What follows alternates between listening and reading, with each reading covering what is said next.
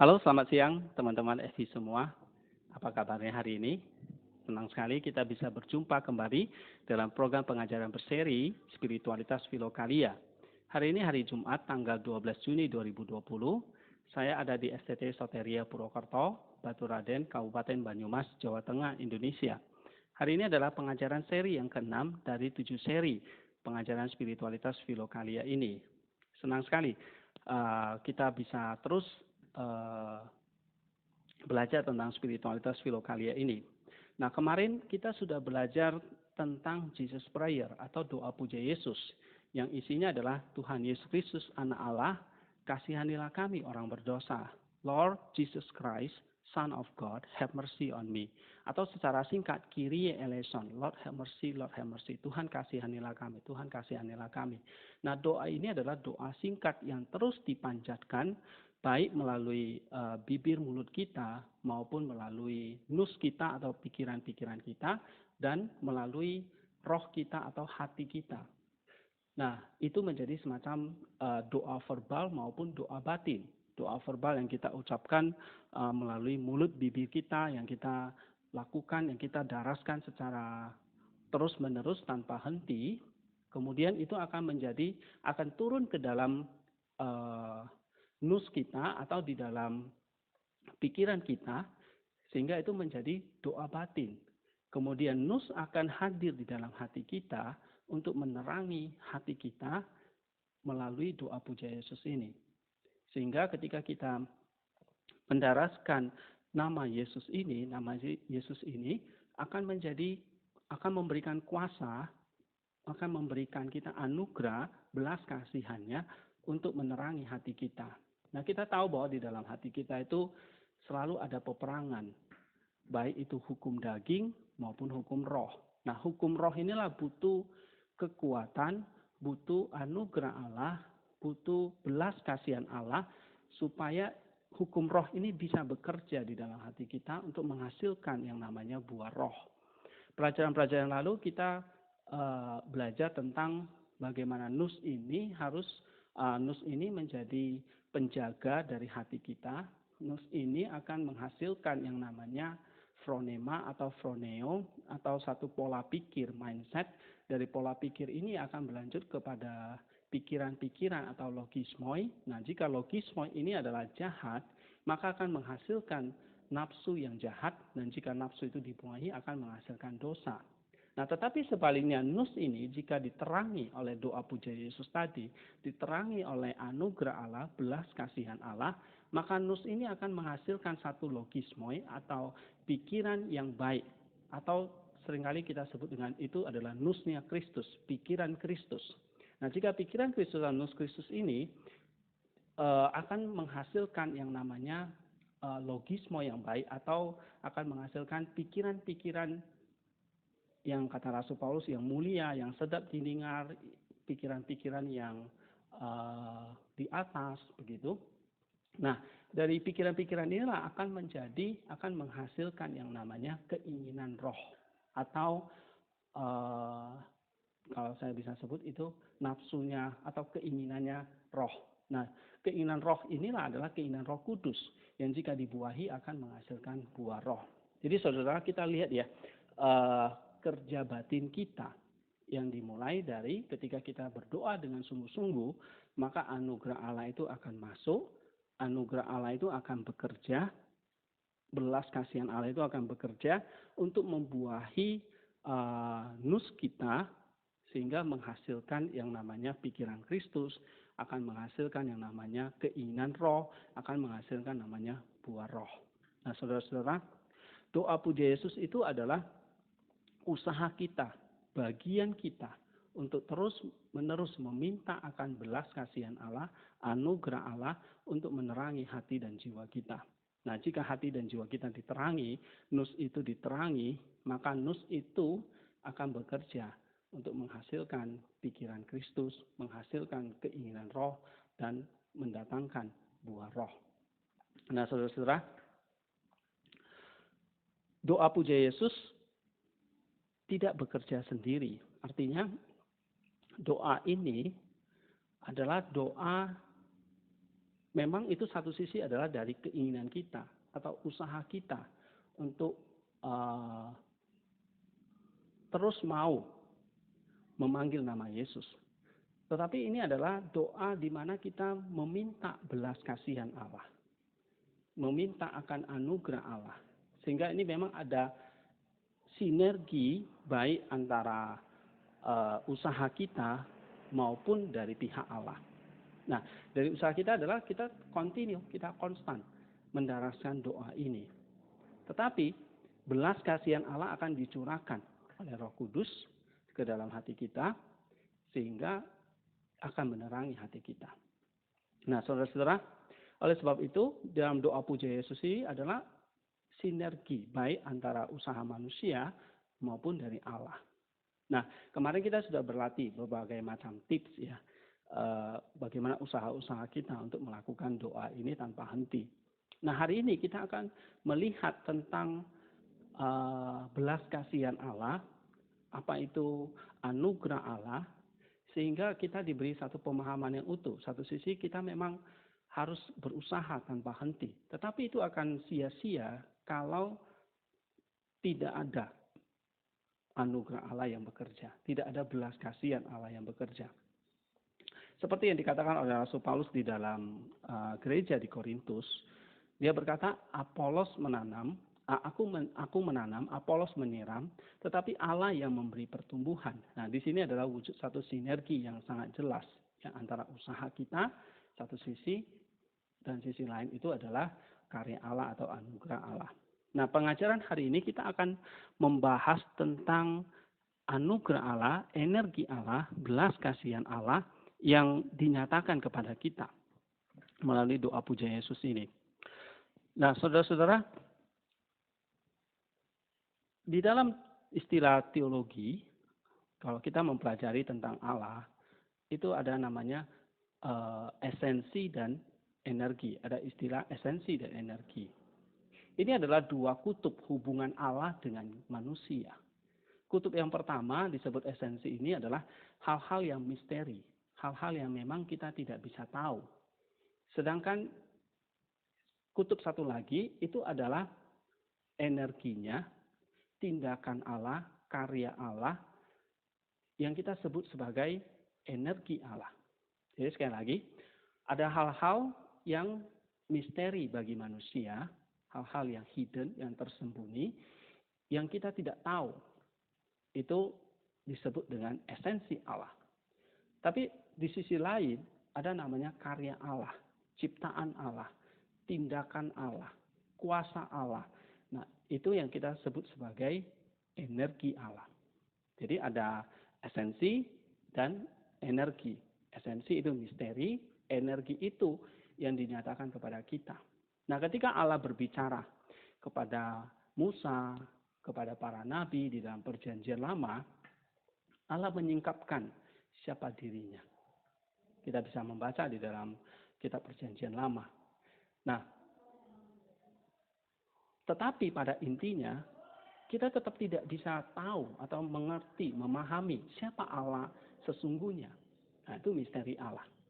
Tetapi tindakan-tindakan Allah, hukum-hukum yang Allah berikan melalui Musa, peraturan-peraturan atau perintah-perintah Allah yang Tuhan berikan melalui para nabi, itu kita bisa tahu, kita bisa pelajari, kita bisa kenal. Oh, Allah itu kasih, Allah ingin kita itu hidup kudus, Allah itu adalah Allah yang terang, Allah itu adalah Allah yang adil, Allah yang bijaksana, Allah yang penuh kuasa, dan sebagainya. Nah, itu adalah penyingkapan diri Allah melalui karyanya. Allah itu maha kuasa karena melalui ciptaannya. Allah itu bijaksana. Allah itu kasih. Dia memberikan perintah kepada kita supaya kita menaatinya dan kita diselamatkan. Nah, karya-karya Allah seperti itu kita bisa pahami di dalam perjanjian lama itu melalui Musa, melalui para nabi. Kemudian kalau kita baca dalam surat Ibrani, Rasul Paulus menyatakan di situ bahwa pada zaman dulu Allah menyatakan dirinya melalui para nabi. Pada zaman akhir ini Allah menyatakan dirinya melalui Yesus Kristus, anaknya yang tunggal. Nah, saudara-saudara, penyingkapan diri Allah yang misteri itu akhirnya pada puncaknya dinyatakan melalui Yesus Kristus.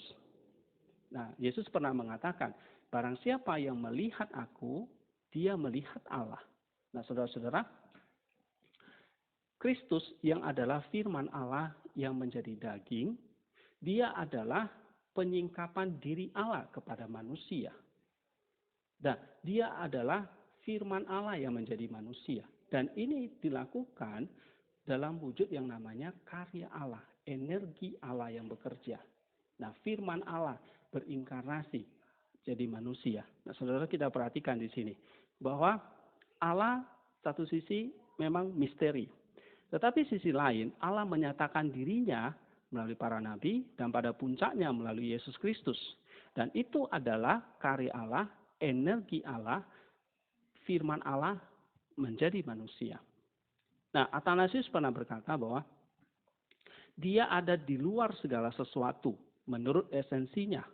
Tetapi dia ada di dalam segala sesuatu melalui karyanya, melalui ciptaan dia, melalui kuasanya, melalui pewahyuan-pewahyuannya kepada para nabi, melalui ciptaannya, kemudian melalui pewahyuannya kepada para nabi, Musa dan sebagainya, kemudian pada puncaknya melalui inkarnasi Yesus Kristus.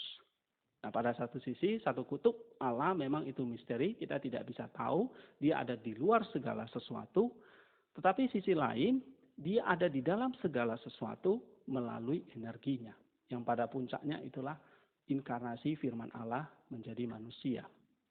Sehingga kita bisa tahu siapa Allah itu. Rasul Yohanes menulis dalam Injil Yohanes 1 ayat 18, tidak ada seorang pun yang pernah melihat Allah. Ini artinya Allah yang misteri. Tidak ada seorang pun yang pernah melihat esensi Allah itu. Tetapi Allah itu bisa dikenal melalui energinya. Allah itu bisa dikenal melalui karyanya. Allah itu bisa dikenal melalui pada puncaknya, melalui inkarnasi firman Allah menjadi manusia dalam wujud diri Yesus Kristus. Nah, saudara-saudara, tidak ada seorang pun yang akan mengenal Allah yang sejati jika seseorang itu tidak mengenal yang namanya energi Allah. Energi Allah pada puncaknya itu adalah inkarnasi tadi. Nah, jika seseorang, siapapun dia yang tidak mengenal Kristus yang adalah inkarnasi yang energi Allah tadi, maka tidak ada seorang pun yang akan mengenal Allah itu secara energinya. Memang misteri, tetap Allah itu Allah yang misteri. Nah, saudara-saudara, kita lihat di sini, Saint Basil itu berkata, kita tahu esensi Allah melalui energinya. Kata Basil. Kita bisa mengenal Allah melalui energinya. Kita bisa mengenal esensi Allah melalui energi Allah. Nah, ini diperjelas lagi di dalam Injil Yohanes. Kita bisa mengenal Allah melalui Yesus Kristus. Karena Yesus itu adalah firman Allah yang berinkarnasi menjadi manusia. Nah, saudara-saudara, Basil kemudian melanjutkan, tidak ada seorang pun yang bisa melihat esensi Allah. Tetapi kita percaya pada esensi Allah karena kita mengalami energi itu. Nah, ketika seseorang itu percaya, dan nanti akan kita bahas ya, apa artinya kita lahir baru kita percaya. Ketika seseorang itu mengalami energi Allah, mengalami yang namanya perjumpaan pribadi dengan Yesus Kristus, maka dia akan bisa percaya kepada energi Allah itu, kepada esensi Allah itu. Yang saya mau katakan di sini bahwa adalah dengan esensinya, melalui esensinya, Allah itu adalah Allah yang misteri, tetapi melalui energinya, dia itu dekat kepada kita, bahkan ada di dalam hati kita. Nah, karena Allah itu misteri, melampaui segala pengertian kita, kita tidak akan pernah tahu esensi Allah. Kita tidak akan pernah tahu Allah itu pada dirinya sendiri. Tetapi, jika kita bisa mengalami yang namanya energi Allah dalam wujud diri Yesus Kristus tadi, maka kita bisa percaya tentang, oh, ada Allah, esensi Allah yang penuh misteri itu. Nah, saudara-saudara, pemahaman kita tentang esensi Allah itu memang melampaui pengertian kita. Tetapi energinya, anugerahnya, kehidupannya, kuasanya Allah itu melingkupi seluruh alam semesta ini. Dan kita bisa berakses ke sana. Begitu kata Basil. Esensi itu merupakan transcendence of God, transendensi ilahi, yang memang kita tidak bisa pahami. Sedangkan energinya itu adalah kehadirannya, imanensnya, omnipresensnya, yang pada puncaknya di dalam Yesus Kristus itu. Nah, tapi saudara-saudara, kita perlu pahami juga bahwa energi itu bukan sesuatu di luar diri Allah. Seperti kita mengeluarkan energi gitu ya. Atau kita punya kekuatan yang keluar dari diri kita. Nah, energi Allah itu bukan seperti kayak Allah itu mengeluarkan powernya, kuasanya, energinya di luar dari dirinya. Tidak. Energi ini adalah satu istilah yang dipakai oleh Gregory Palamas atau bapak-bapak gereja yang lain untuk menyatakan Allah yang menyatakan dirinya di dalam, ya kita percaya, di dalam diri Yesus Kristus yang adalah firman Allah menjadi manusia.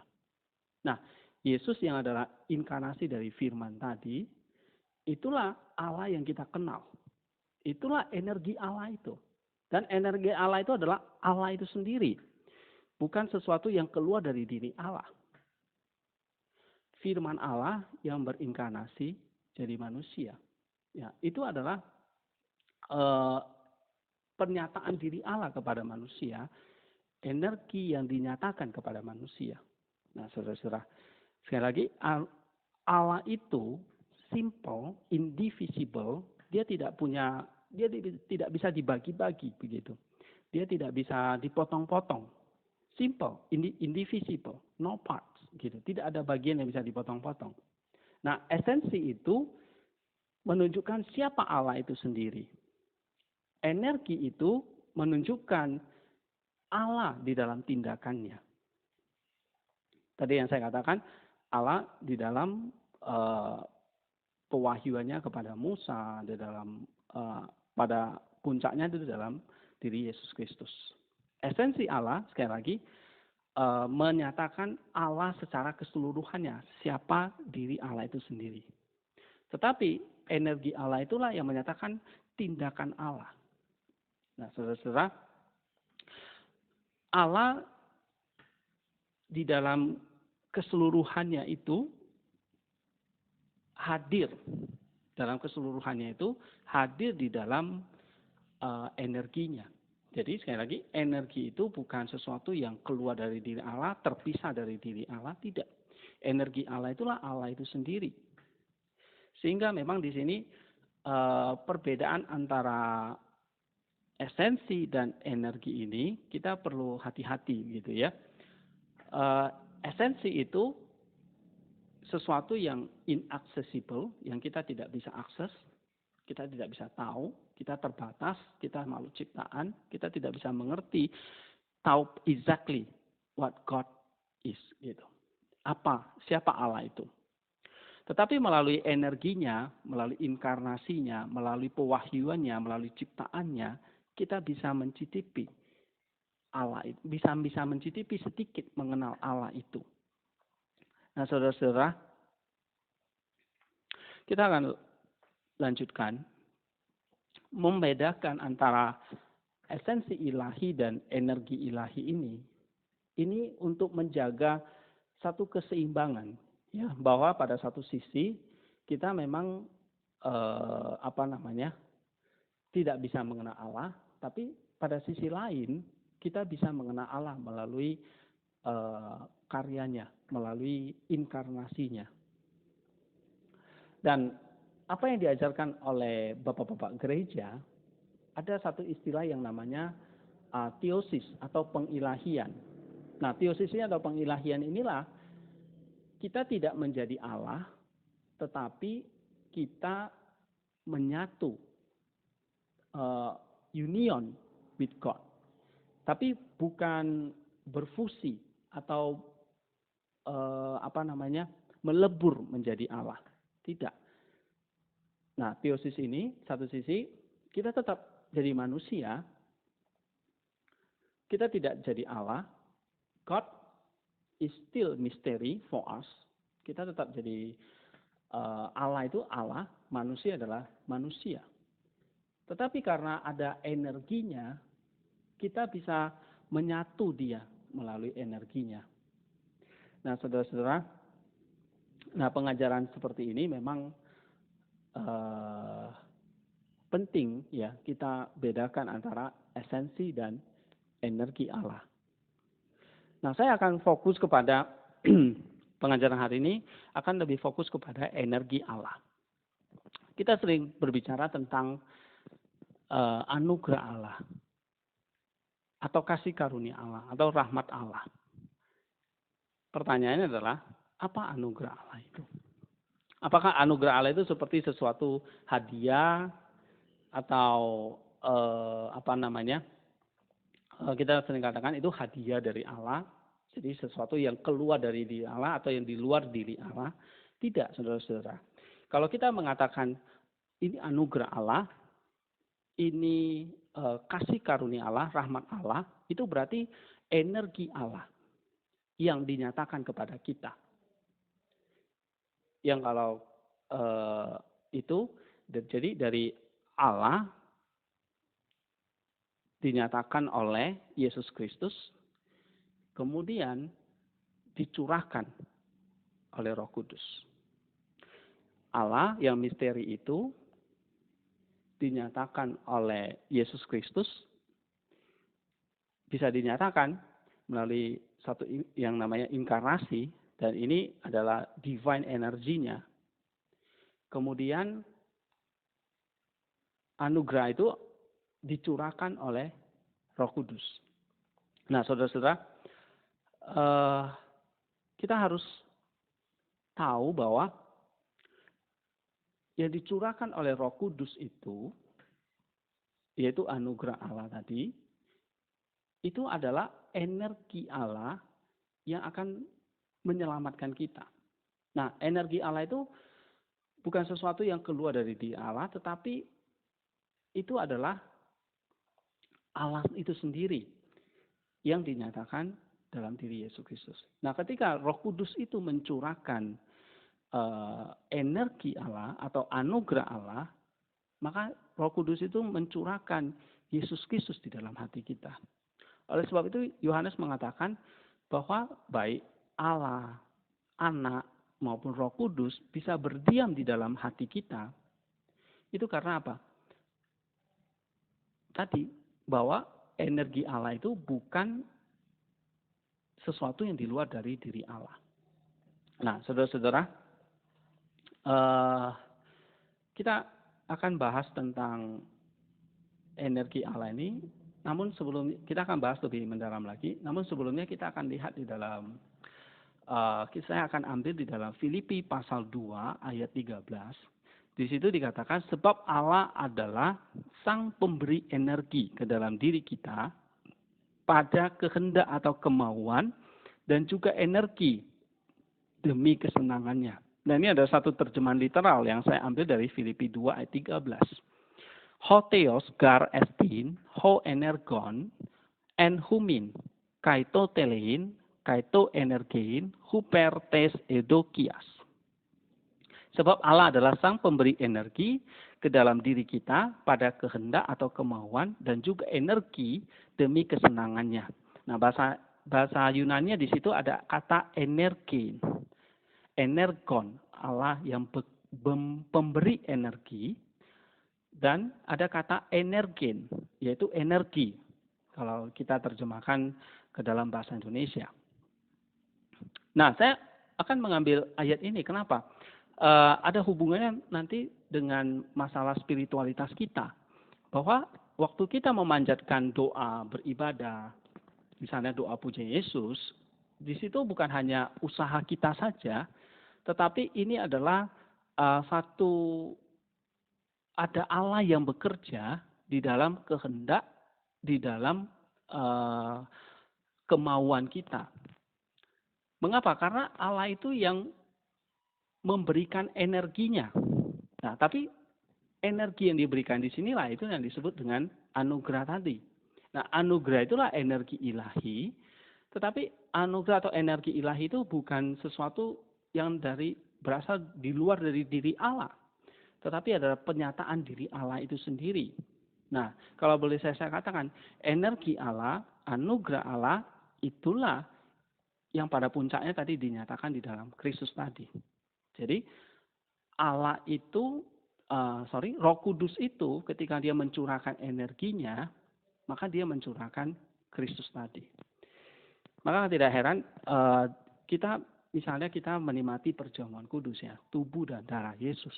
Nah, tubuh dan darah Yesus itu bukan hanya sekedar simbol atau ini hanya sekedar roti dan anggur, tetapi itu adalah tubuh, daging, dan darah Yesus itu sendiri. Yang akhirnya kita makan, yang kita minum, dan Yesus ada di dalam diri kita. Nah, itulah yang dicurahkan oleh Roh Kudus. Jadi kalau Roh Kudus itu mencurahkan energinya, anugerahnya, rahmatnya, apa itu? Itulah energi ilahi. Itulah Allah sendiri. Itulah Yesus Kristus yang dinyatakan kepada kita. Saya harap mungkin istilah-istilah atau pengajaran seperti ini ya kita bisa pelan-pelan kita bisa pelajari ya. Nanti saya akan jelaskan lebih jelas lagi. Kita lihat kembali ke dalam Filipi pasal 2 ayat 13. Ya, sebab Allah adalah sang pemberi energi ke dalam diri kita pada kehendak kita dan juga energi demi kesenangannya. Nah, ada 2 poin di sini yang mau saya jelaskan di sini. Yang pertama adalah bahwa Allah adalah sang pemberi energi ke dalam diri kita untuk mengerjakan keselamatan kita. Dia sang pemberi energi. Karena tadi saya katakan ada esensi Allah, ada energi ilahi atau energi Allah. Jadi Allah di dalam konteks Filipi 2 ayat 13 itu adalah energi Allah yang dinyatakan, yang bekerja di dalam diri kita. Nah, kalau kita baca terjemahan LAI, misalnya di dalam Filipi 2 ayat 13, LAI itu menerjemahkan seperti ini. Filipi 2 ayat yang ke-13, karena Allah lah yang mengerjakan di dalam kamu, baik kemauan maupun pekerjaan menurut kerelaannya. Allah lah yang mengerjakan. Nah, bahasa aslinya itu adalah Allah lah yang memberikan energi. Energon, ho energon and humin. Jadi Allah lah yang memberikan energinya ke dalam diri kamu. Nah, Allah yang mencurahkan energinya, energi ilahi. Berarti Allah yang mencurahkan dirinya ke dalam diri kita, ke dalam diri kamu, baik kemauan maupun pekerjaan menurut kerelaannya. Nah, Allah di sini yang ikut campur tangan ke dalam diri kita melalui energinya tadi. Bukan esensinya, tetapi energinya inilah yang masuk bekerja di dalam kehendak kita atau kemauan dan akhirnya di dalam pekerjaan kita. Nah, saudara, kita akan bahas ini. Allah kita adalah Allah yang tadi ho energon. Allah yang merupakan sumber energi atau energi ilahi itu. Allah yang menyatakan dirinya itu. Nah, energi Allah atau energi Allah inilah yang operate, yang bekerja di dalam segala sesuatu yang dia ciptakan. Sehingga manusia itu bisa, oh iya ada ciptaan Allah, manusia bisa memuliakan Allah. Kalau kita baca dalam Efesus 1 ayat 11, Allah itu bekerja, energio, di dalam segala sesuatu yang dia ciptakan. Energi ilahi inilah yang membangkitkan Kristus. Efesus 1 ayat 2. Allah lah yang membangkitkan Kristus melalui energinya.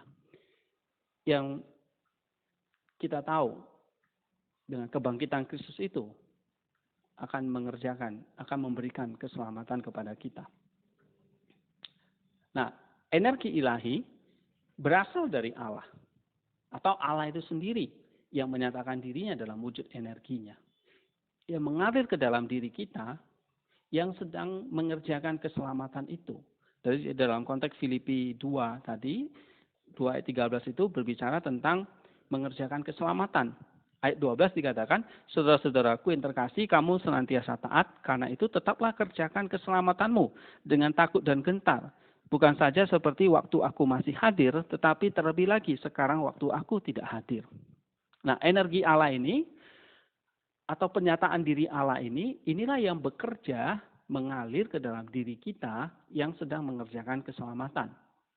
Energi ilahi diberikan Allah supaya setiap orang beriman dimampukan atau bisa mengerjakan keselamatannya sendiri. Tadi yang saya baca Filipi 2:12. Energi itu diperlukan untuk mengeluarkan keselamatan yang ada dalam diri orang-orang percaya atau anak-anak Allah. Keselamatan itu kita terima pada saat penyatuan benih. Benih iman kita menyatu atau dikawinkan dengan benih Allah. Roma pasal 7 ayat yang keempat. Benih Allah itu apa? Yaitu pengorbanan Kristus yang mati, dikubur, dan bangkit. Dan dipersatukan dengan benih kita, yaitu iman kita. Sehingga kita dilahirkan dari Allah menjadi anak-anak Allah. Nah, anak-anak Allah itu adalah penyatuan dua benih. Benih iman kita dengan benih dari Allah, yaitu kasih Allah, pengorbanan Kristus yang mati, dikubur, bangkit pada hari yang ketiga. Itulah benih Allah yang ditanamkan ke dalam diri kita, yang dicurahkan oleh Roh Kudus di dalam Roma pasal 5 ayat yang kelima. Nah, saudara-saudara, sehingga melalui penyatuan dua benih ini akan melahirkan benih ilahi, atau yang kita sebut sebagai kita lahir dari Allah, menjadi anak-anak Allah. Nah, istilah anak ini kalau secara jasmani ya penyatuan antara benih perempuan dan laki-laki. Maka lahirlah kita, manusia. Nah, kalau dalam spiritual sama, ada penyatuan dua benih, yaitu benih iman kita dengan benih dari Allah, menjadi benih ilahi, sehingga kita lahir dari Allah menjadi anak-anak Allah. Anak-anak Allah lahir dari Allah dan memiliki benih ilahi di dalamnya. Kita baca dalam 1 Yohanes 3 ayat 1 dan 9. 1 Yohanes 3 ayat 1, lihatlah betapa besarnya kasih yang dikaruniakan Bapa kepada kita, sehingga kita disebut anak-anak Allah. Dan memang kita adalah anak-anak Allah. Karena itu dunia tidak mengenal kita, sebab dunia tidak mengenal Dia. Ayat yang ke-9 dikatakan, setiap orang yang lahir dari Allah tidak terus-menerus berbuat dosa. Sebab benih ilahi tetap ada di dalam dia, dan ia tidak dapat terus-menerus berbuat dosa karena ia lahir dari Allah. Nah, di sini jelas bahwa Yohanes menuliskan kita lahir dari Allah. Ini artinya apa? Ada penyatuan benih kita dengan benih Allah, yaitu pengorbanan Kristus di atas kayu salib, kematiannya, penguburannya, kebangkitannya yang dicurahkan oleh Roh Kudus ke dalam hati kita. Disitulah ada iman kita. Kemudian ketika kita meresponinya, maka itu akan terjadi satu penyatuan benih iman kita dengan benih Allah, sehingga lahirlah kita dari Allah, lahir dari Allah dan menjadi anak-anak Allah. Benih itu adalah perpaduan benih iman kita dengan benih Kristus. Sehingga kalau kita lahir dari Allah menjadi anak-anak Allah, kita mewarisi yang namanya genetik atau DNA-nya Kristus di dalam hati kita. Ini penting sekali, ya. Kita mewarisi genetiknya Allah atau DNA-nya Allah. Karena kita lahir dari Allah dan kita adalah anak-anak Allah. Seperti kita lahir dari orang tua kita mewarisi genetiknya atau DNA dari orang tua kita. Begitu juga kalau kita lahir dari Allah, kita mewarisi genetiknya Allah atau DNA-nya Allah. Roh Kuduslah yang mencurahkan benih Kristus itu ke dalam hati kita. Roma pasal 5 ayat yang kelima. Dan sekarang kita memiliki benih ilahi. Nah, ini istilahnya yang penting, yaitu benih ilahi. Jadi penyatuan antara benih dari Allah, yaitu pengorbanan Kristus, dengan benih iman kita yang dicurahkan oleh Roh Kudus, benih Allah tadi, dan itu bekerja di dalam hati kita. Itulah akan menghasilkan benih ilahi. Benih ilahi itu adalah satu kekuatan atau dunamis di dalam hati kita untuk mengalahkan dosa. 1 Yohanes 3 ayat 9. Sekali lagi, benih ilahi itulah ada satu kekuatan, ada satu energi, satu potensi di dalam hati kita untuk mengalahkan dosa. 1 Yohanes 3 ayat yang ke-9. Dan oleh Rasul Paulus, kekuatan itu harus dikeluarkan atau dikerjakan, work out dalam wujud ketaatan dalam segala hal. Maka dalam Filipi 2 ayat 12 dikatakan, work out your salvation. Kerjakan, keluarkan keselamatan itu. Jadi bukan untuk mencapai ya, work for salvation, untuk mencapai keselamatan, tidak. Tetapi keselamatan itu sudah ada di dalam kamu. Sekarang tinggal dikerjakan, dikeluarkan, work out. Mengapa? Karena benih ilahi itu sudah ada di dalam diri kita.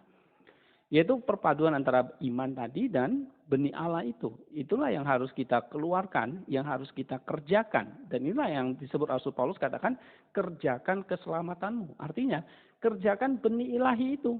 Supaya benih ilahi itu tumbuh menghasilkan buah keselamatan. Ini yang penting. Dan inilah artinya kita mengerjakan keselamatan itu. Yaitu mengeluarkan dunamis, mengeluarkan kekuatan tadi dari benih ilahi itu, yaitu genetiknya Kristus, untuk mengalahkan dosa atau menyucikan diri sampai kita menjadi segambar dan serupa dengan Allah. Seperti yang beberapa hari lalu yang saya ajarkan. Kita bisa lihat, kita bisa baca di dalam beberapa ayat ya. 1 Yohanes 3 ayat 2, ayat 3, ayat 9. Kemudian Roma pasal 8 ayat 29, Galatia 4 ayat 19. Itu berbicara bagaimana kita punya satu dunamis, satu kekuatan untuk mengalahkan dosa, untuk menyucikan diri sampai kita menjadi segambar dan serupa dengan Kristus. Artinya apa di sini? Keselamatan masih dalam wujud benih ilahi. Yang harus kita kerjakan, yang harus kita keluarkan kekuatannya, supaya kita bisa menjalani hidup seperti Kristus hidup. Dalam 1 Yohanes 2 ayat yang ke-6. Sehingga dengan meneladani Kristus, kita sedang mengerjakan keselamatan itu. Mengerjakan keselamatan itu berarti mengerjakan Kristus. Mengeluarkan kekuatan Kristus, dunamis tadi. Mengeluarkan energi tadi yang sudah ditaruh di dalam hati kita. Yang sudah menjadi benih ilahi itu.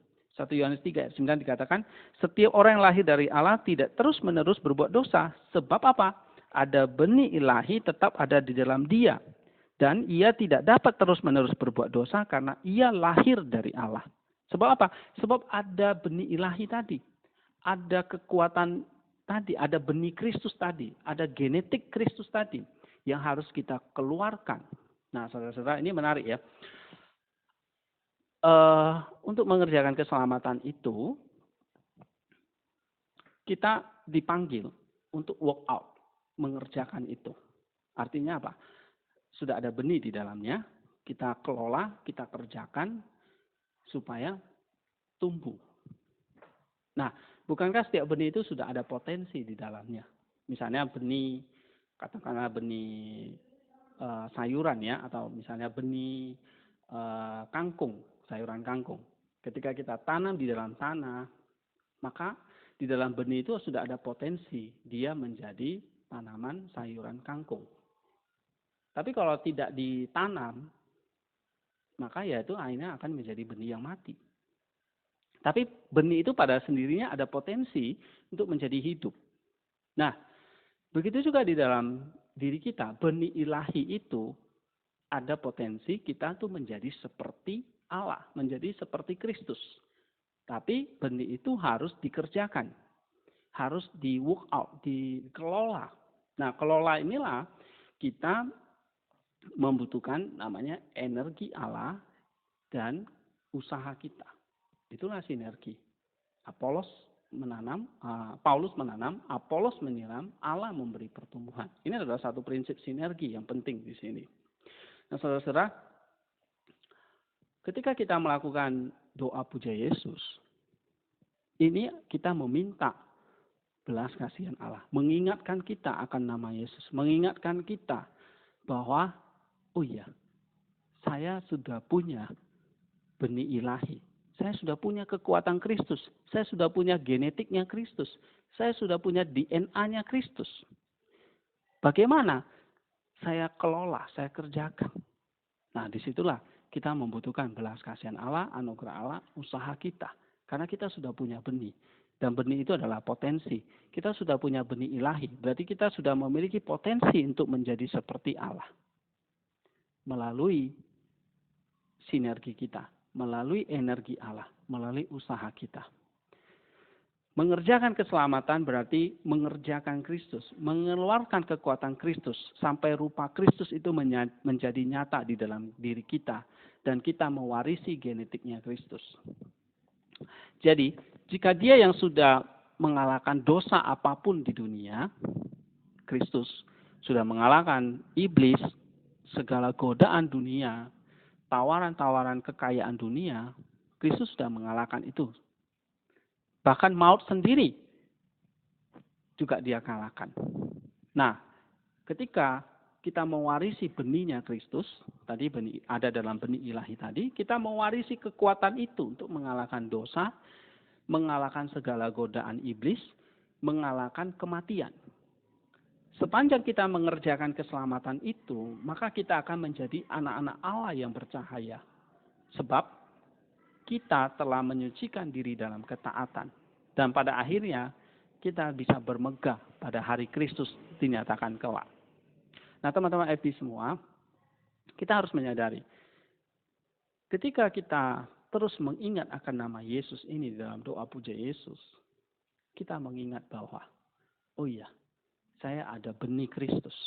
Kalau Kristus itu sudah mengalahkan segala macam dosa, maka kita sebenarnya diberi potensi, diberi kekuatan untuk mengalahkan segala macam godaan, pikiran-pikiran jahat, atau logismoi, hawa nafsu yang timbul di dalam hati kita, atau hukum daging yang bekerja di dalam hati kita itu. Doa puja Yesus mengingatkan kita, kerjakan keselamatanmu. Karena kamu sudah punya benih ilahi. Kamu sudah punya potensi itu. Kamu sudah punya dunamis itu, energi Allah itu.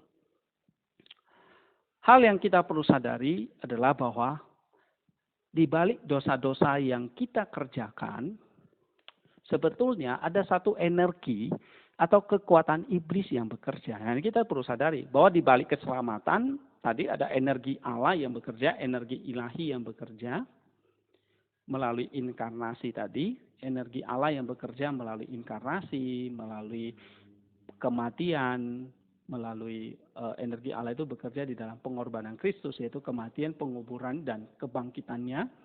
Itu semua adalah karya Allah, energi Allah yang sekarang dicurahkan oleh Roh Kudus di sepanjang zaman kepada setiap orang yang percaya, yang punya iman. Sehingga kita dilahirkan baru. Itu keselamatan. Tetapi tentang dosa, ini juga ada satu energi yang besar di balik itu. Bukan hanya keselamatan, ada energi Allah di balik itu. Tetapi tentang dosa, ada energi yang bekerja yang begitu besar. Ini adalah kekuatan iblis yang bekerja. Kita lihat di dalam Efesus 2 ayat 2, di situ Rasul Paulus menuliskan, kamu hidup di dalamnya karena kamu mengikuti jalan dunia ini. Karena kamu menaati penguasa kerajaan angkasa, yaitu roh yang sekarang sedang bekerja. Nah, kata bekerja itu adalah energio.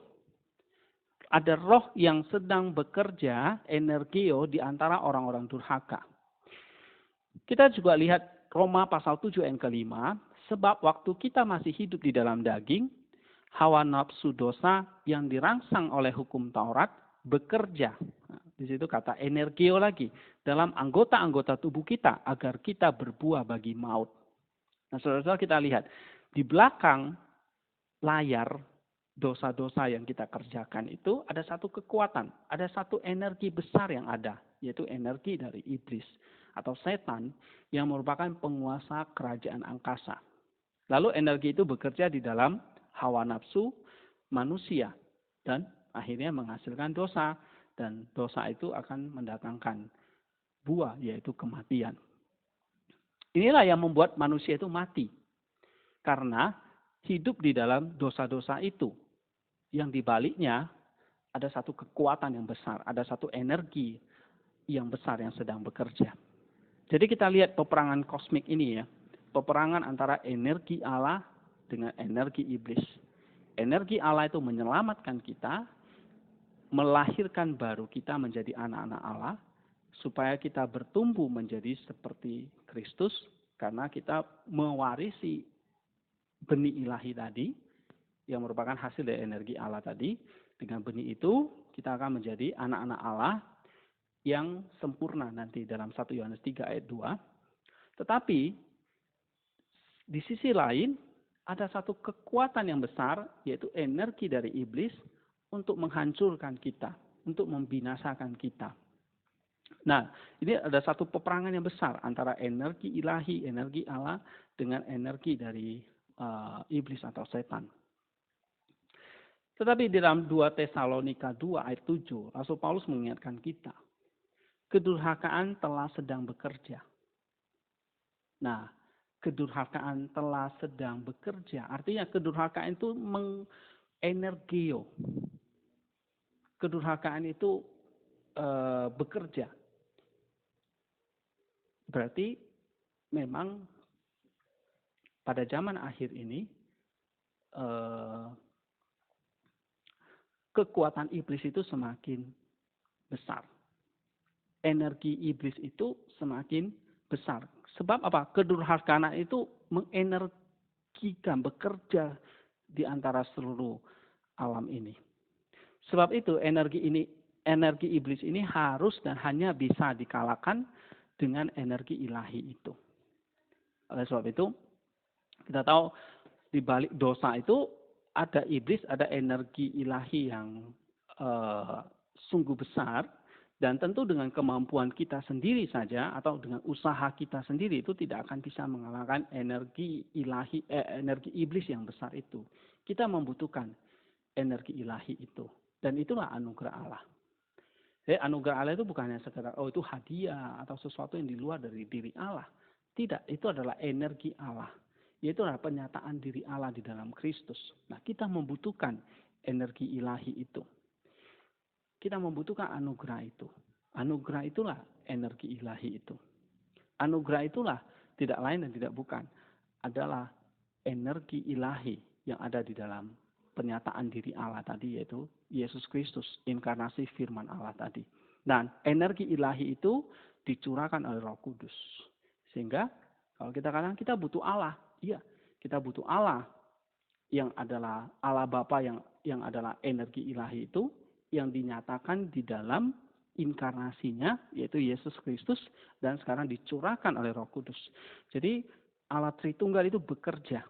Di balik energi Allah itu, energi ilahi itu Allah Tritunggal. Energi ilahi itulah Allah Tritunggal itu. Itulah yang akan menyelamatkan kita. Tetapi selain itu ada kekuatan yang besar juga yang menandingi, yang melawan energi ilahi itu, yaitu kekuatan si jahat, energi dari yang jahat, energi dari iblis.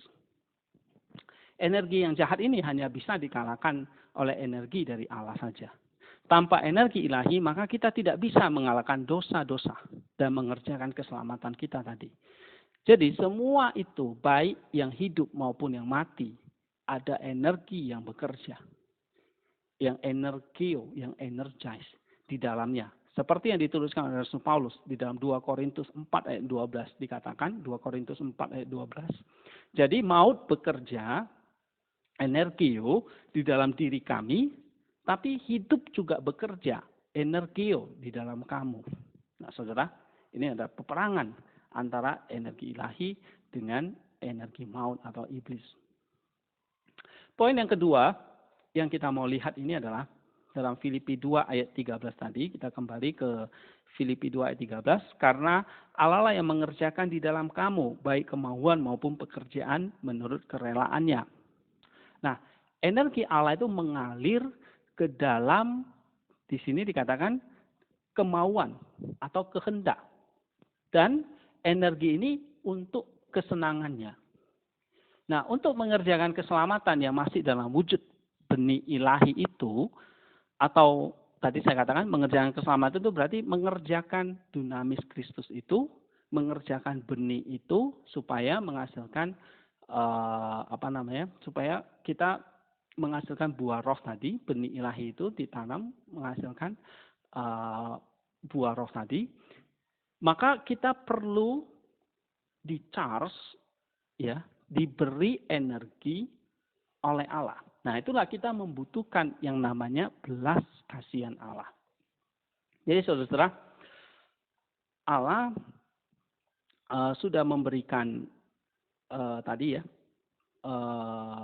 benih ilahinya tadi, benih Kristus tadi di dalam hati kita menyatu dengan benih iman kita, itulah jadi benih ilahi. Nah, benih ilahi inilah yang membutuhkan, ya, usaha kita tadi untuk kita kelola, karena benih ilahi itu nggak bisa hanya sendiri. Yesus mengatakan benih itu ilahi itu harus mati, dikubur di dalam tanah supaya menghasilkan gitu. Nah, sama seperti ini,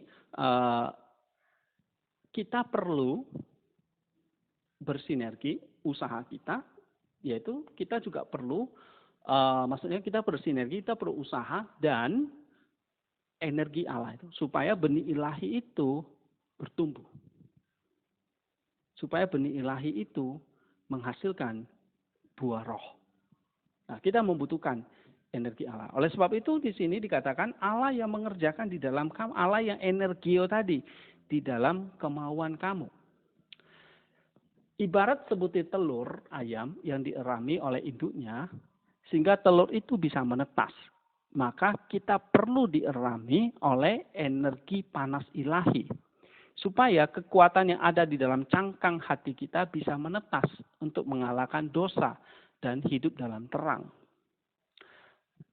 Tadi, energi itu memberi panas. Tadi kalau kemarin saya bilang katakan, itu seperti minyak yang memberikan bahan bakar. Supaya terang, tetap panas, menyala. Nah, ibarat anak ayam, telur ayam itu harus dierami supaya bisa menetas. Karena di situ diberi energi, kehangatan. Nah, sama seperti pertumbuhan rohani kita. Kita perlu diberi panas, kita perlu diberi energi itu. Supaya apa? Supaya cangkang hati kita itu bisa menetas untuk bertumbuh, mengalahkan dosa, dan hidup di dalam terang. Energi yang disalurkan oleh Allah itu adalah energi ilahi tadi. Ya, yang dalam wujud yang kita sebut sebagai anugerah tadi atau rahmat ilahi, kasih karunia Allah tadi. Energi itu adalah perpaduan baik dari energi Allah dan kehendak atau kemauan bebas kita. Dan inilah yang sering kita sebut sebagai sinergi.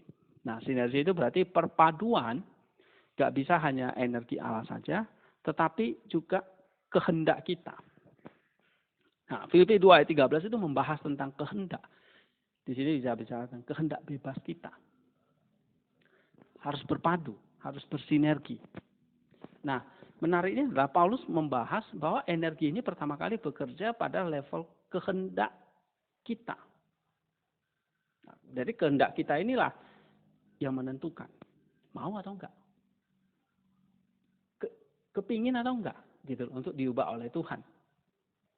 Kalau kita tahu banyak hal gitu ya, tapi nggak kepingin diubah hidup kita nggak bisa, nggak akan ada gunanya. Pertanyaan adalah kita mau atau enggak? Kehendak kita mau nggak bersinergi dengan anugerah Allah itu? Nah, kalau tidak mau, ya Allah nggak bisa memaksakan kita karena Allah tidak menciptakan kita seperti robot. Nah, bagian paling penting di sini adalah kehendak kita harus disentuh.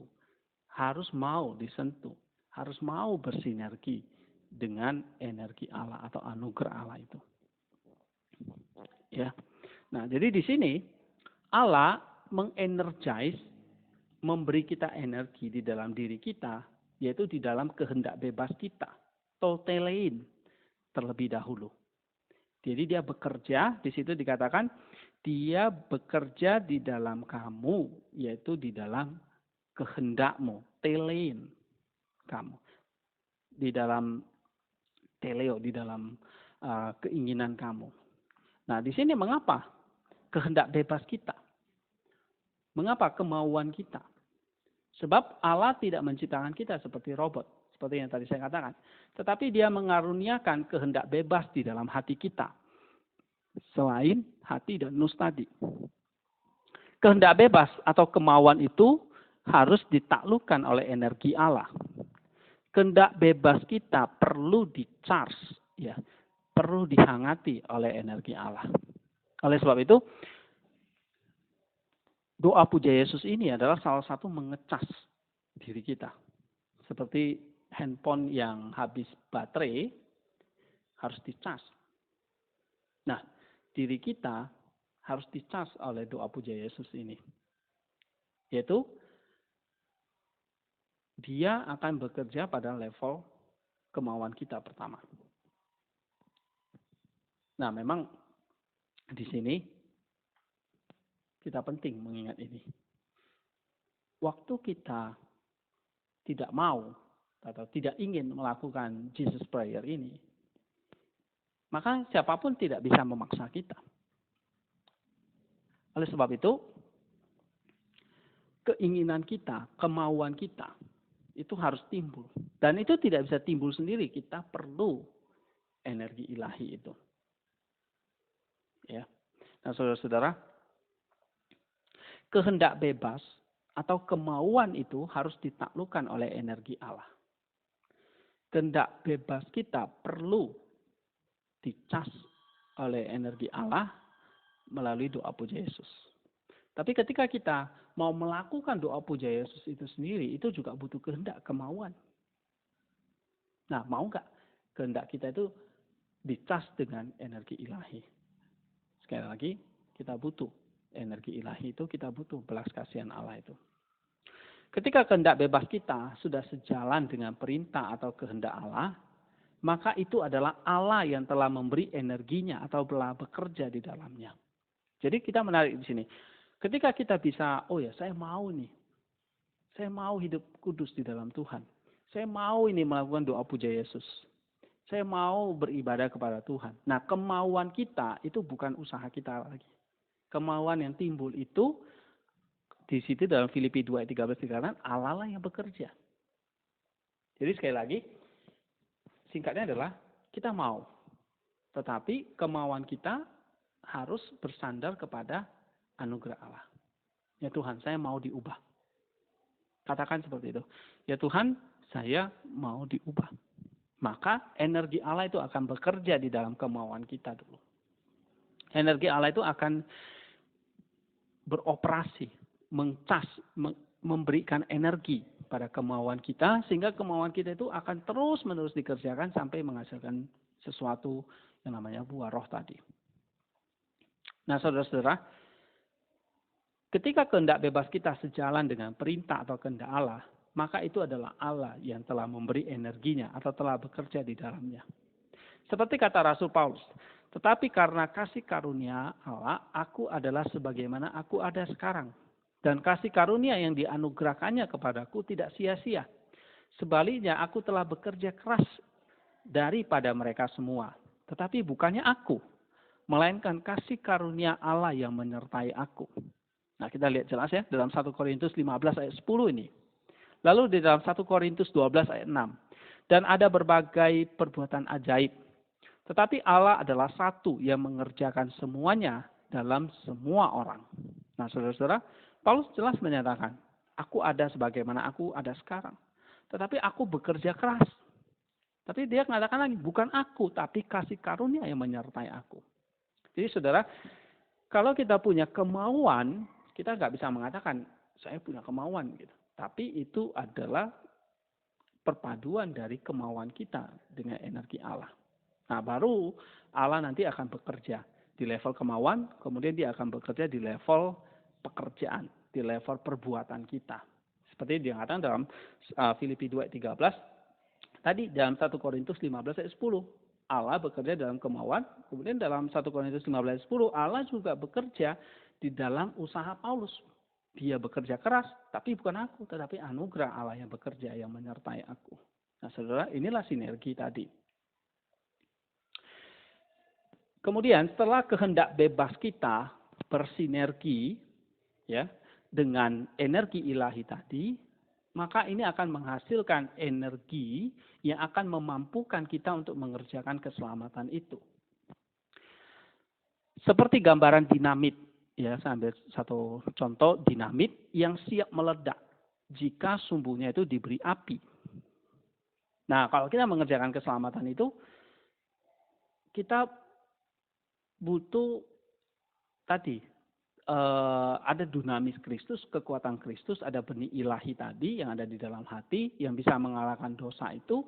Nah, itulah yang harus dialiri oleh api, oleh energi tadi. Sehingga dinamit itu bisa meledak. Sehingga potensi Allah itu keluar gitu loh. Sehingga keselamatan itu keluar gitu.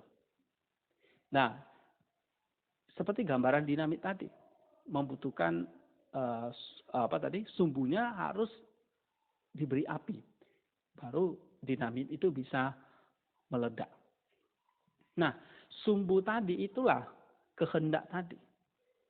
Kehendak itulah yang harus, sumbu itu tadi seperti gambaran kehendak bebas kita tadi, sumbu dari dinamit tadi, seperti gambaran kehendak bebas kita tadi. Nah, sumbu itu harus dimantik oleh api. Nah, api itulah anugerah Allah, kehendak bebas itulah yang harus bekerja dengan anugerah Allah itu. Kehendak bebas itulah yang harus bekerja dengan anugerah Allah itu. Artinya, sumbu itu harus dinyalakan oleh api, baru dinamitnya meledak. Nah, begitu juga dengan ketika kehendak bebas kita sudah bekerja oleh energi Allah itu, maka sumbu itu akan mengalir api, dan akhirnya dunamis Kristus itu pun meledak, potensi itu keluar, ya, benih ilahi itu akan bekerja menjadikan kita seperti anak-anak Allah. Nah, saudara-saudara, kehendak bebas yang telah bersinergi dengan energi ilahi ini akan menjadi semacam energi sumbu api untuk meledakkan dinamit itu. Jadi sekali lagi, kehendak bebas itu seperti sumbu tadi yang dinyalakan oleh api, lalu akan menjadi semacam energi untuk meledakkan dinamit kita. Nah, dinamit kita itulah tadi benih ilahi tadi. Dinamit itulah tadi kekuatan Kristus yang ada di dalam diri kita itu. Nah, kita menyadari itu. Nah, bagaimana kita menyalakan sumbu itu supaya dinamit itu meledak? Berarti harus ada sumbunya. Harus ada kehendak bebasnya. Nah, kehendak bebas itu mau nggak dinyalakan oleh api itu. Nah, waktu menyalakan api itulah kita itu sedang melakukan Jesus Prayer. Jadi Jesus Prayer itu menjadi seperti menyalakan sumbu itu untuk meledakkan dinamit itu. Nah, Jesus Prayer itu menolong kita meledakkan dinamit itu. Memantik api itu pada sumbu, meledakkan dinamit itu. Ya. Nah, oleh sebab itu penting sekali antara kehendak kita bekerja sama dengan energi ilahi. Kehendak bebas kita bersinergi dengan energi ilahi itu. Sehingga akan menjadi satu kekuatan.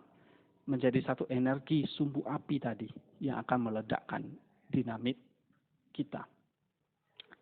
Seperti yang dikatakan oleh, saya kutip dari Makarius, dia mengatakan begini, kita menerima keselamatan melalui anugerah. Ya, melalui curahan anugerah dari Roh Kudus. Tapi untuk mencapai kepenuhan dari keselamatan itu, kita butuh iman dan kasih.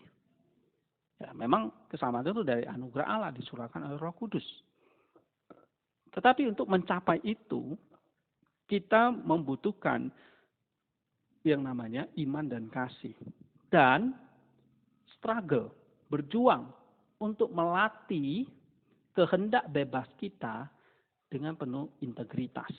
Dia katakan, dengan cara seperti inilah kita akan mewarisi kehidupan kekal sebagai konsekuensi dari grace and justice. Dia katakan, anugerah dan keadilan. Kita tidak mencapai kematangan keselamatan kita, the final stage of the spiritual maturity, dia katakan, hanya melalui divine power and grace alone, artinya kekuatan ilahi atau anugerah saja, tanpa kita sendiri berusaha, making any effort. Tetapi, sisi lain kita mencapai kepenuhan keselamatan itu bukan hanya mengandalkan diri kita saja, atau dia katakan integritas diri kita saja. Tetapi itu adalah perpaduan antara diri kita dan bantuan ilahi atau divine assistance, dia katakan. Jika bukan Tuhan yang membangun rumah, maka dia katakan, dan melindungi kota, maka sia-sialah orang yang mengerjakannya. Jadi kita disuruh untuk labor, membangun rumah, tetapi Tuhan ikut di dalamnya. Nah, di dalam Mazmur 127 ayat 14. Itu yang dikatakan oleh Makarius. Kemudian Bapak Filokalia yang bernama Maximus, ia berkata juga bahwa manusia memiliki dua sayap, yaitu kebebasan atau kehendak bebas dan anugerah. Kebebasan, kehendak bebas, dan anugerah. Itulah dua sayap dimiliki manusia. Ketika kebebasan kita seturut atau sejalan dengan anugerah Allah, maka ini menjadi kesempatan bagi kita untuk mengerjakan keselamatan dalam satu wujud ketaatan. Namun ketika kebebasan kita atau kehendak bebas kita tidak sejalan dengan anugerah Allah, maka ini akan menjadi celah bagi iblis untuk bekerja. Tadi ingat ya, bahwa di balik keselamatan itu ada energi Allah yang bekerja, tetapi di balik dosa itu ada energi iblis yang bekerja. Nah, jika kita tidak mengandalkan energi Allah ini, ya kita tidak bisa apa-apa. Maka nanti energi iblis yang akan menyusup bekerja. Dia seperti pencuri. Dia akan masuk melewati pintu yang bukan pintu kandang domba itu. Dia akan melompat pagar dalam Yohanes pasal yang 10. Dia akan mencuri, dia akan merampok hati kita. Nah, kalau kita tidak mengandalkan bersinergi antara kehendak bebas kita, kemauan kita dengan anugerah Allah tadi di dalam doa puja Yesus tadi, maka ini akan menjadi celah bagi iblis untuk bekerja. Kesempatan menjadi kesempitan. Dan begitulah selalu kerja iblis, mengambil kesempatan ketika manusia tidak waspada dan berdoa, sehingga jatuh dalam dosa. Sebab itu, gunakan kehendak bebas atau kehendak bebas kita dalam keberjagaan, gunakan kehendak bebas kita dalam doa puja Yesus senantiasa. Sehingga ketika kita memanjatkan doa puja Yesus, itulah ada energi Allah yang bekerja di level kemauan kita, di level kehendak kita, di level kehendak bebas kita. Energi Allah itu akan bekerja untuk mendatangkan kebaikan bagi kita. Jika tidak, maka energi dari iblis yang akan mencuri kesempatan itu menjadi kejahatan atau kedurhakaan. Sehingga kita melihat di sini, ketika kita mengerjakan keselamatan itu, maka semua itu semata-mata ada energi yang bekerja di dalam diri kita, dan energi itu adalah sinergi antara kehendak bebas kita dengan energi ilahi yang dicurahkan oleh Roh Kudus, sehingga memang benar yang dikatakan oleh Rasul Paulus di dalam tadi 1 Korintus 15 ayat 10 atau 1 Korintus 12 ayat 6 tadi. Di surat lain, Rasul Paulus juga menuliskan bahwa dia berjuang dan bekerja sangat keras menurut energi Allah yang bekerja, yang energio secara kuat di dalam dirinya. Kalau kita baca dalam Kolose 1 ayat yang ke-29, ya, saya bacakan sebentar. Kolose 1 ayat yang ke-29. Itulah yang kuusahakan dan kupergumulkan dengan segenap tenaga sesuai dengan kuasanya yang bekerja dengan kuat di dalam aku. Jadi kita lihat ya. ada usaha, ada perjuangan yang bekerja, yang aku kerjakan, kata Rasul Paulus. Tetapi itu sesuai dengan kuasanya yang bekerja dengan kuat di dalam aku. Berarti ada usaha Paulus plus dengan energi Allah yang kuat bekerja, yang kuat energize di dalam diri dia. Ini artinya ketika kita berjuang untuk mengerjakan keselamatan itu, atau memilih dengan kehendak bebas untuk mengerjakan keselamatan itu, maka energi Allah itu akan energize secara kuat di dalam diri kita. Berarti kemauan jalan terus ini. Kemauan pertama, mau nggak kita? Nah, contoh tadi, mau nggak kita melakukan doa puja Yesus? Nah, kalau kita mau melakukan doa puja Yesus itu, maka energi Allah itu akan bekerja di level kemauan kita, kemudian di dalam level benih ilahi tadi, yang akan meledakkan dinamit tadi, sehingga itu akan menghasilkan buah roh, mengalahkan dosa dan sebagainya. Jadi level kehendak ini harus dimenangkan dulu. Mau nggak kita? Kehendak bebas kita itu mau diarahkan kemana nih? Mau kita pakai dengan suka-suka, atau memang mau diarahkan kepada Tuhan? Energi ini menjadi kekuatan untuk menghadapi penderitaan atau kesengsaraan seperti yang dialami oleh Rasul Paulus dan Petrus dalam menjalankan misi kerasulan mereka. Nah, kalau kita baca dalam Galatia 2 ayat 8, karena ia yang telah memberikan energinya kepada Petrus untuk menjadi rasul bagi orang-orang yang bersunat. Ia juga yang telah memberi energinya kepadaku untuk menjadi orang-orang yang tidak bersunat. Jadi saudara-saudara, menarik ya, di dalam Alkitab itu, kata yang dipakai itu adalah energi. Tetapi diterjemahkan bekerja, operasi, dan sebagainya. Itu sebetulnya kurang pas ya. Energi itu berarti energi. Ya. Kata energi inilah yang penting. Bahwa memang ada kuasa, ada energi dari Allah. Karunia Roh Kudus, 1 Korintus 12 ayat 11, dan firman Allah yang dibaca dan dipelajari, serta doa yang benar, Yakobus 5 ayat 16, ini menjadi semacam energia atau energi yang turut energize, mengecas, memberi energi di dalam diri kita. Jadi kalau kita lihat dalam Alkitab, ada karunia Roh Kudus, ada firman Allah yang kita baca, ada doa, seperti doa puja Yesus ini menjadi semacam energia yang turut bekerja di dalam diri kita. Jadi saudara-saudara, mari kita gunakan kehendak atau kemauan kita, kehendak bebas kita untuk di charge ya, atau di recharge, atau diberi energi oleh Allah. Mari kita bersinergi dengan energi ilahi itu melalui doa seperti doa puja Yesus, dan juga tentu dengan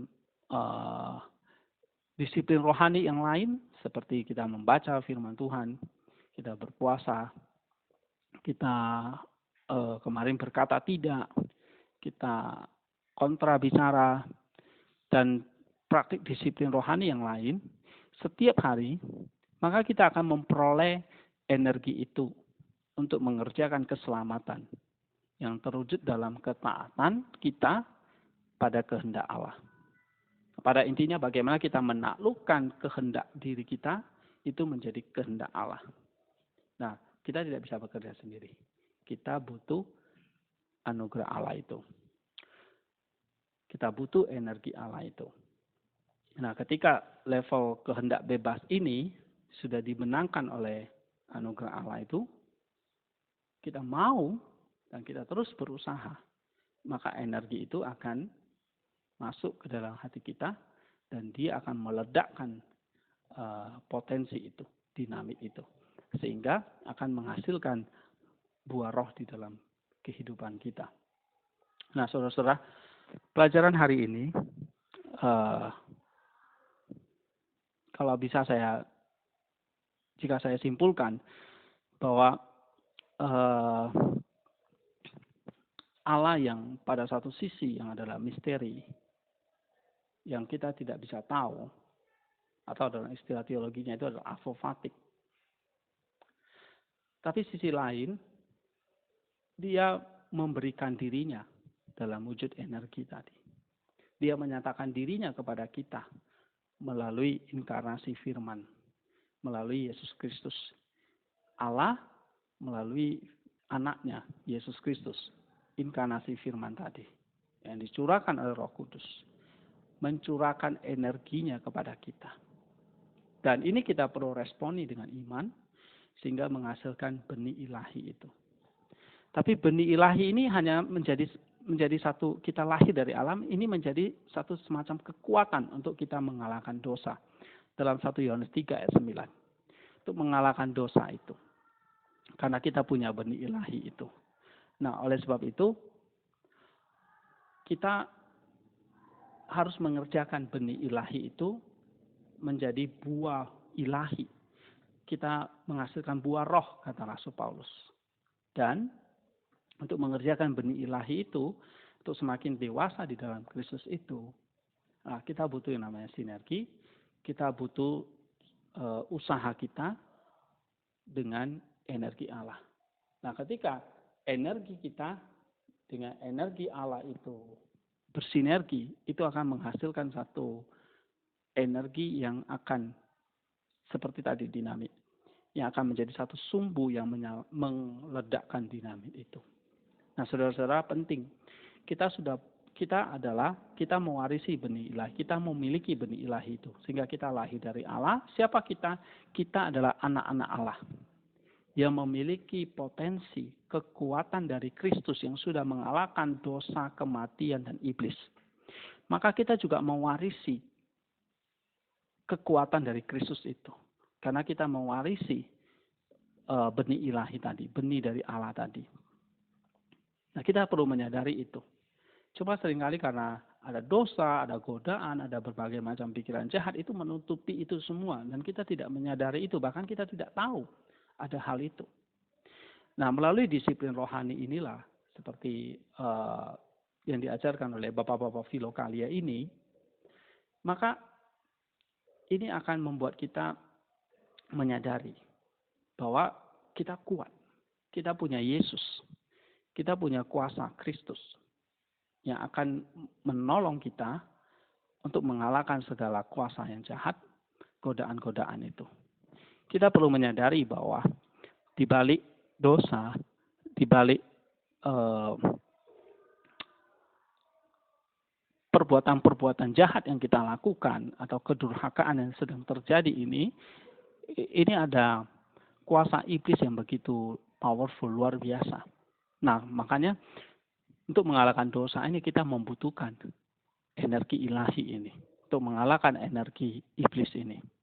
Nah, saudara-saudara, ini adalah peperangan kosmik antara energi ilahi dengan energi iblis. Dan kita ada di tengah-tengahnya. Nah, kita mau jadi seperti apa?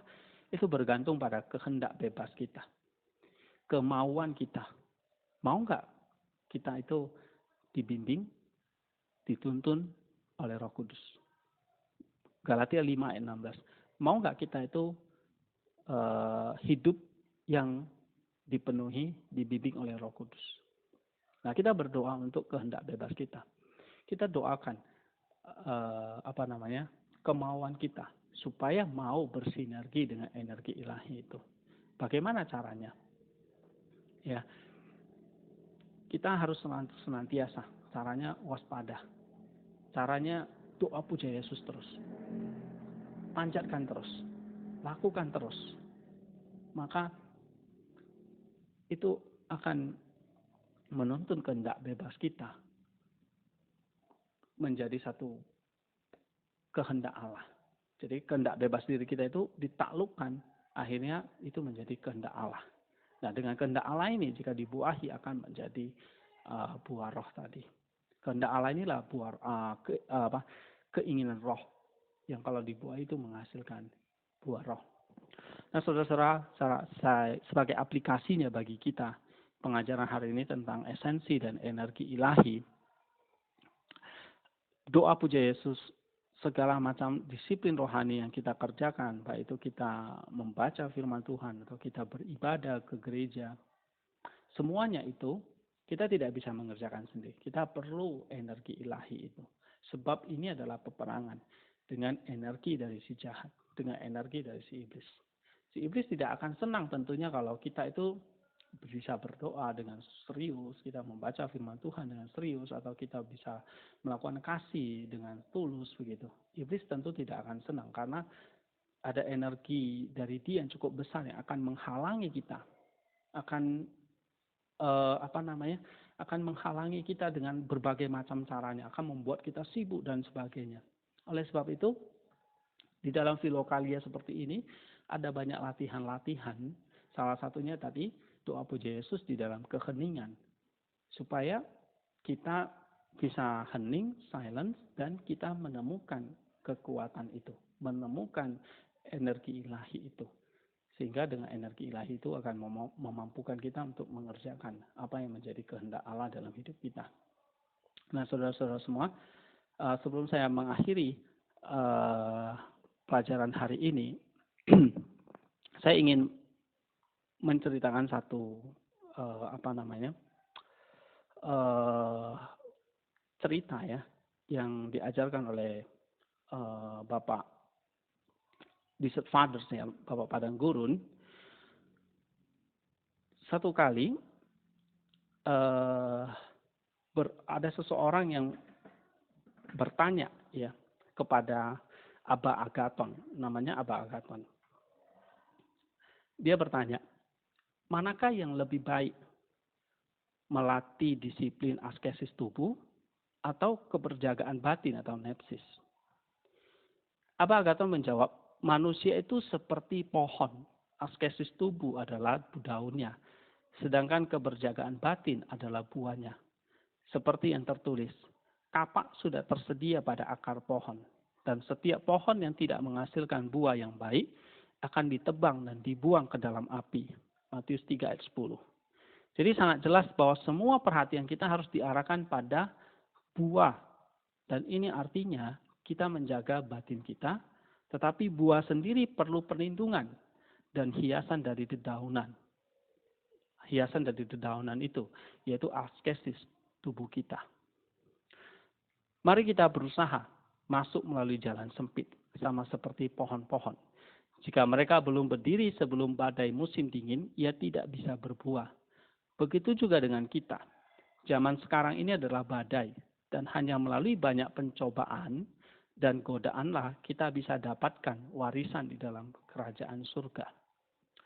Nah, saudara-saudara, keberjagaan batin. Tetapi kita juga perlu imbangi dengan satu kerendahan hati, ya saudara-saudara.